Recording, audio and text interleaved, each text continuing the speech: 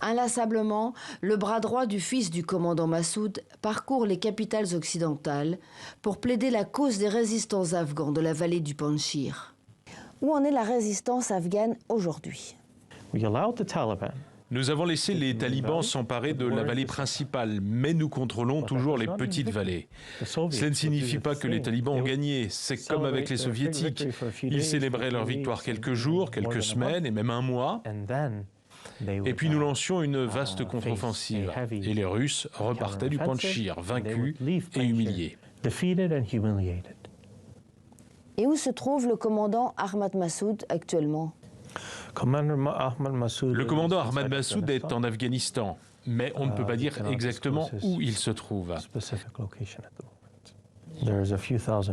Sur place, nous avons quelques milliers de combattants. Certains sont très bien entraînés, notamment ceux issus des forces spéciales formées par les États-Unis et l'OTAN.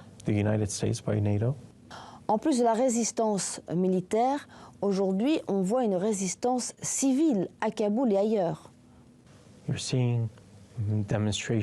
Tous les jours, il y a des manifestations de femmes et d'hommes contre les talibans.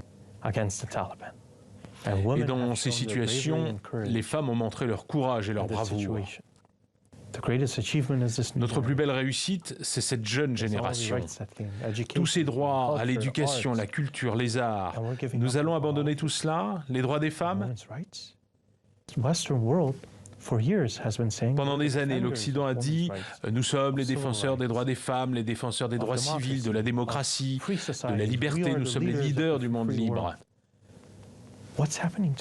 Que se passe-t-il aujourd'hui? Cette génération qui est majoritaire, ils sont abandonnés, ils sont laissés seuls et personne ne vient les aider. Quel serait pour vous le pire des scénarios? La reconnaissance du régime taliban?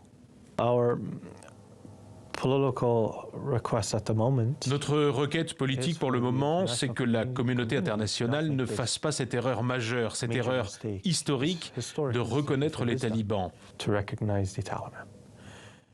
Parce qu'une fois que les talibans seront reconnus, ce sera irréversible. Si les Occidentaux reconnaissent aujourd'hui les talibans, c'est comme si, en 2014, ils avaient reconnu Daesh en Syrie et en Irak. Ils représentent les mêmes dangers, les mêmes menaces. Ces dernières années, les talibans ont trompé tout le monde. Les talibans se sont créés une image fictionnelle.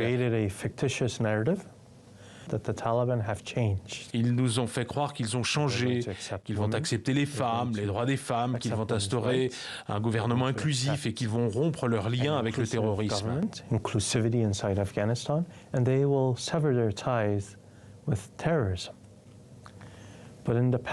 Mais ces dernières semaines, ils ont prouvé aux Afghans, à la région et au monde que cette image était fausse.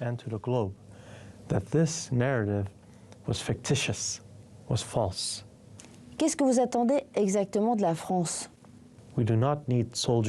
Nous n'avons plus besoin de soldats, de troupes de l'OTAN ou d'autres types de forces sur le sol afghan. Nos combattants sont capables de libérer leur pays, mais ils ont besoin de l'appui et du soutien de la communauté internationale pour, d'une part, vaincre le terrorisme et d'autre part, restaurer la démocratie et rétablir les droits et libertés de chaque citoyen afghan. Pour le commandant Ahmad Massoud et pour son père, feu Ahmad Shah Massoud, le général de Gaulle était et reste un modèle, un exemple. Toute la résistance française est un exemple de comment libérer notre pays de l'occupation, le libérer de ces terroristes.